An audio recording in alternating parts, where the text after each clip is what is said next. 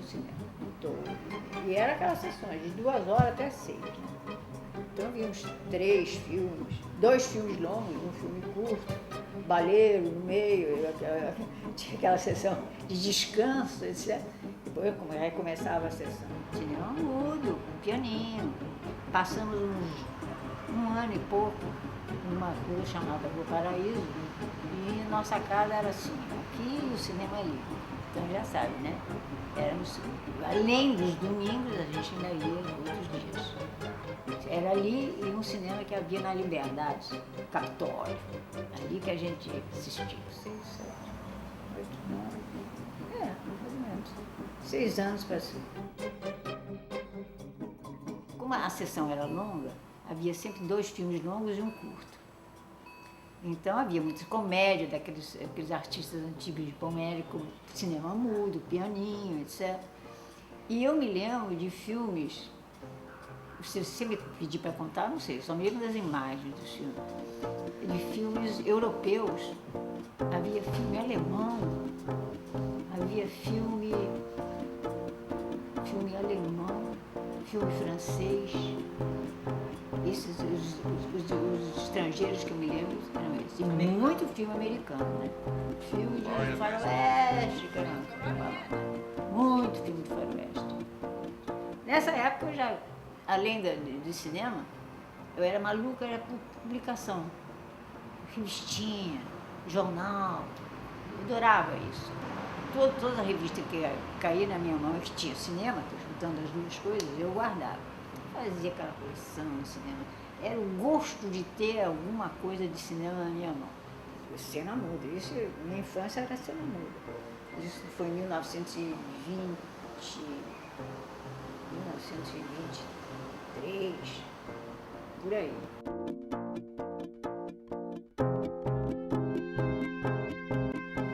Quando foi que eu mudei o olhar? Porque isso veio devagarzinho, não foi assim de uma hora para outra, não. Eu acho que foi recebendo, além da crítica dos críticos, foi recebendo boletins de organizações preocupadas com a formação do público. Uma coisa é você ir ao teatro, você ir ao cinema, você ir ao espetáculo, você ficar como espectadora. Mas quando você começa a ler as opiniões de outros, que têm uma visão assim muito mais profunda do assunto, você então começa a adquirir valores diferentes, análise, entendeu? Pontos para você analisar a obra, etc. Começou assim. Mostrou que o filme não era só aquele espetáculo que eu estava vendo. Era fruto de um trabalho, de uma equipe, cada um. Sabe? Os meandros do cinema, o miolo do cinema.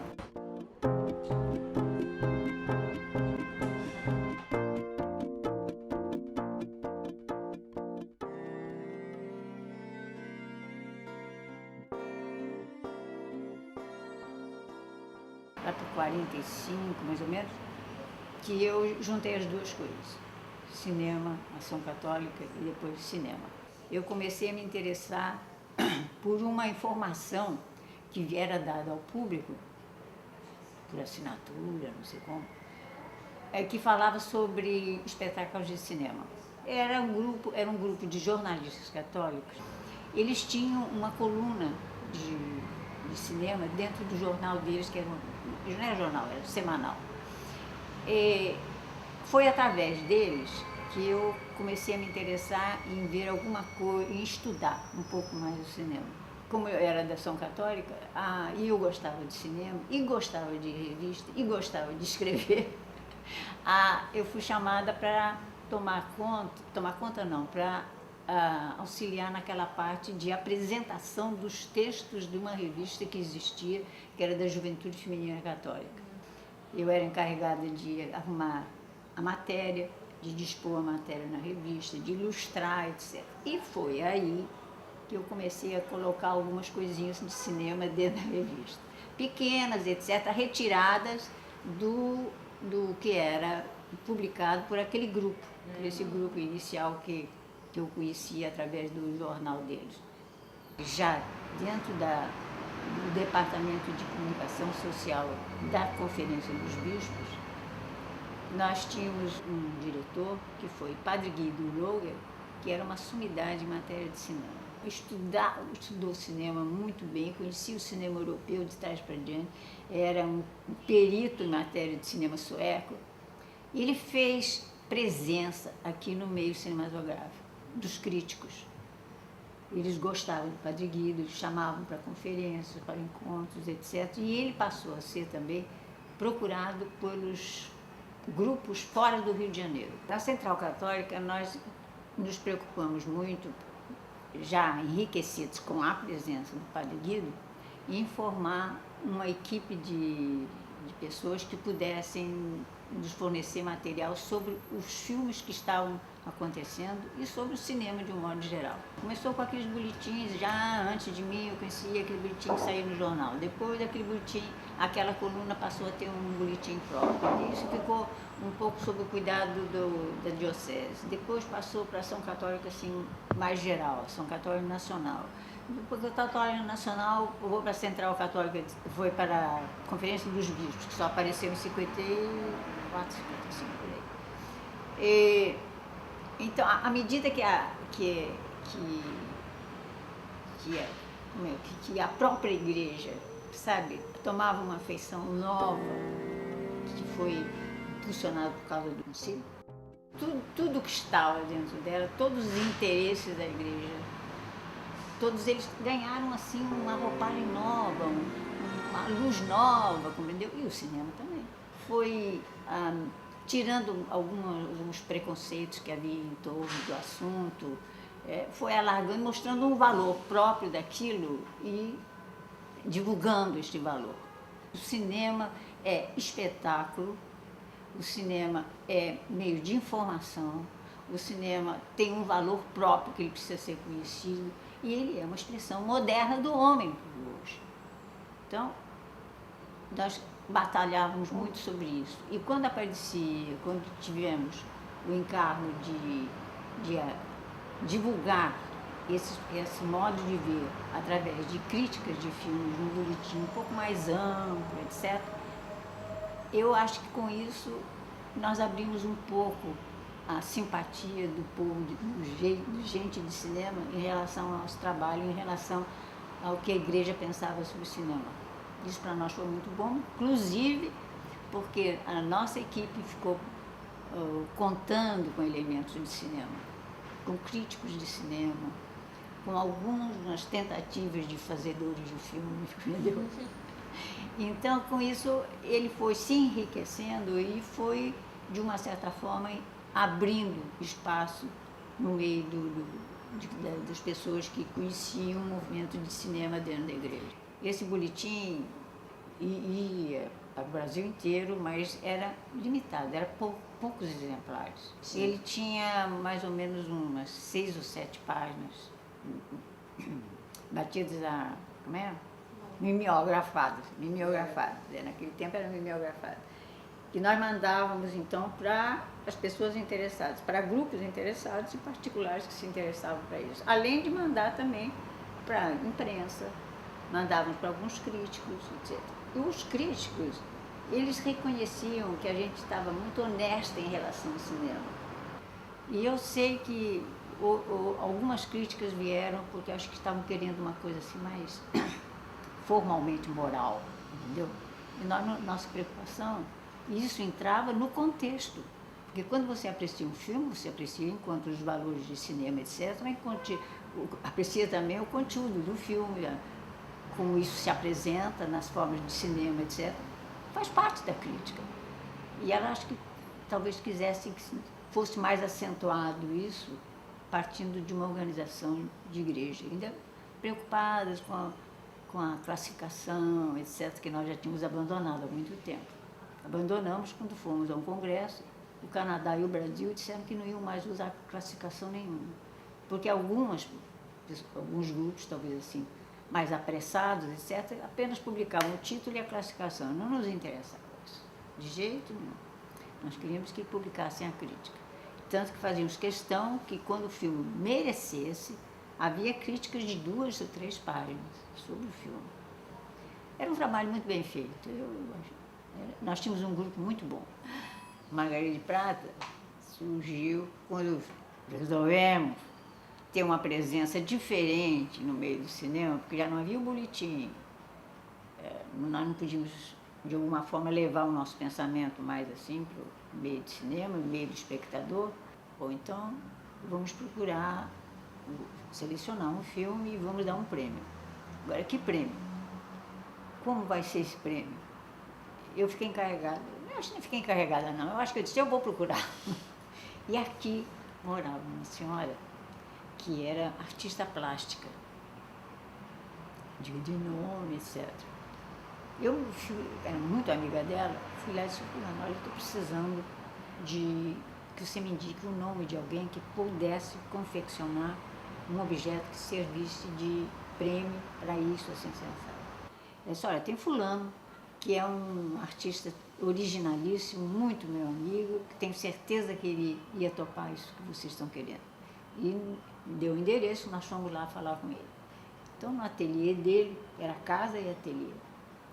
Conversamos com ele, olha, nós isso assim, assim, assado, nós temos esse trabalho de informação de filmes, queríamos de alguma forma manifestar o nosso apreço e a nossa alegria pela realização de alguns filmes.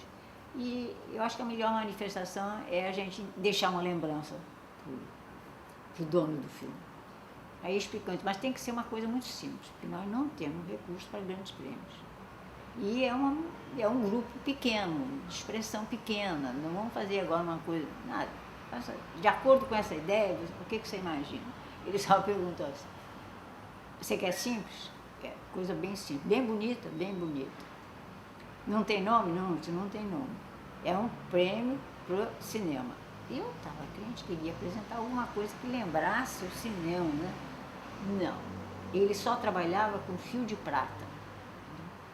Ele pegou um montão de fio de prata que estava ali, enrolou assim, enrolou, puxou uma coisinha assim, pegou aquilo, botou um tal, ele pegou uma madeira, ele usava aquelas madeiras velhas, queimadas, entendeu?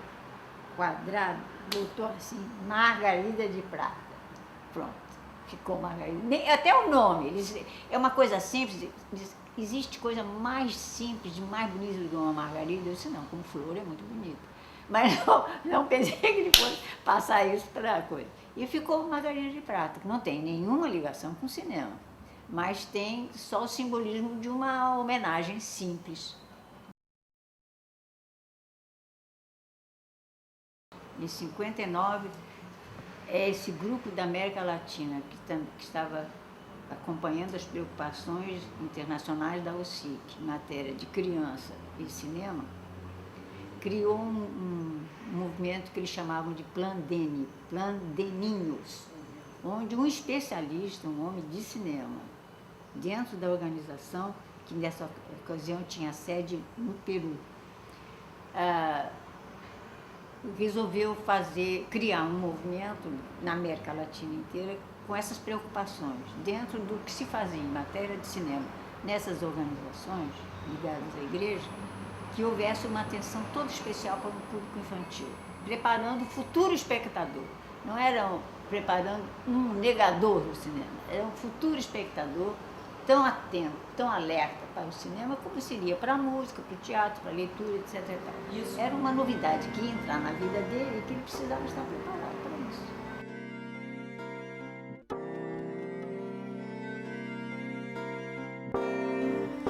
E o grupo de cinema que foi às escolas não foi o mesmo da crítica de cinema, não foi aquele que assistiu os filmes, não. Foi um grupo que nós preparamos especialmente quando esse senhor, que estava rodando a América Latina com a ideia do Plandeninhos, parou no Brasil e formou a primeira equipe de professores, aqui no Colégio Notre Dame. Nós temos vários filmes feitos pelas crianças, e dentro das limitações, etc., mas já possibilitando à criança uma forma nova dela se manifestar. Que era isso que nos interessava, porque assim como ela aprendia a falar através da imagem, quando ela fosse ao cinema, ela também entendia que atrás daquilo tinha uma pessoa que tinha uma ideia, etc. E tal, né? Foi por aí que nós começamos. conquistando a professora, conquistando a diretoria, mostrando o resultado dos trabalhos, etc. Houve, então, no início do Cineduc, uma facilidade grande por causa do Super 8. Mas veio uma crise de, eu acho que do material, não sei o que foi, que nos limitou muito. Nós não pudemos mais usar, havia no mercado uma dificuldade enorme para encontrar o filme lá no Super 8. Então, começamos a fazer um trabalho de expressão de um pensamento, de uma ideia, através de como se fossem pequenos momentos de um filme. Então, a criança desenvolvia uma ideia e mostrava aquilo através de desenhozinhos acompanhando o enredo, etc. E tal. E depois, então, esses filmes, esses pequenos desenhos, que eram mais ou menos uns 20 desenhos em cada filme, em cada história, nós passávamos para cinema. Quer dizer, ligávamos todos eles acompanhados de um texto que a própria criança desenvolvia, etc. para explicar o que estava acontecendo.